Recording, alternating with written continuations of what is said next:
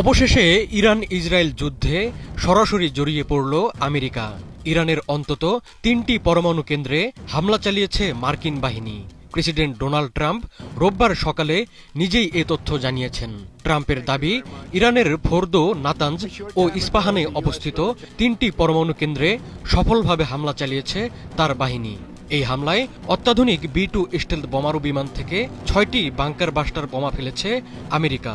তবে ইরান জানিয়েছে, যুক্তরাষ্ট্রের হামলার আগেই কেন্দ্রগুলোর পরমাণু উপকরণ সরিয়ে নেওয়া হয়েছিল। জাতির উদ্দেশ্যে দেওয়া ভাষণে ইরানে হামলাকে অসাধারণ সামরিক সাফল্য হিসেবে উল্লেখ করেছেন ট্রাম্প। রোববার সকালে নিজের মালিকানাধীন সামাজিক মাধ্যম ট্রুথ সোশ্যালে ইরানের সামরিক অভিযানের খবর দেন ডোনাল্ড ট্রাম্প। তিনি জানান, ইরানের ৩টি পরমাণু স্থাপনায় খুবই সফলভাবে হামলা সম্পন্ন হয়েছে।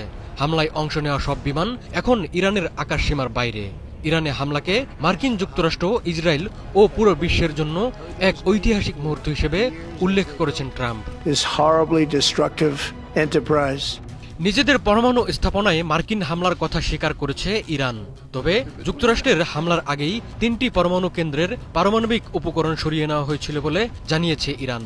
দেশটির রাষ্ট্রীয় টিভির একজন কর্মকর্তা জানিয়েছেন, ইরান ৩টি পরমাণু কেন্দ্র আগেই খালি করে ফেলেছিল। জেনেক্সে শিফট করো, লাইফকে লিফট করো।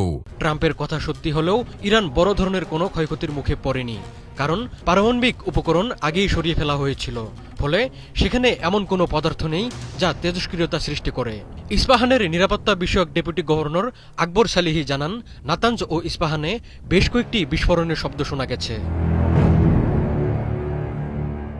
মার্কিন হামলায় ইরানের পরমাণু স্থাপনা ফোর্দো পুরোপুরি ধ্বংসের দাবি করেছেন প্রেসিডেন্ট ট্রাম্প। মার্কিন প্রেসিডেন্ট একটি ওপেন সোর্স ইন্টেলিজেন্স অ্যাকাউন্ট থেকে একটি পোস্ট শেয়ার করেছেন।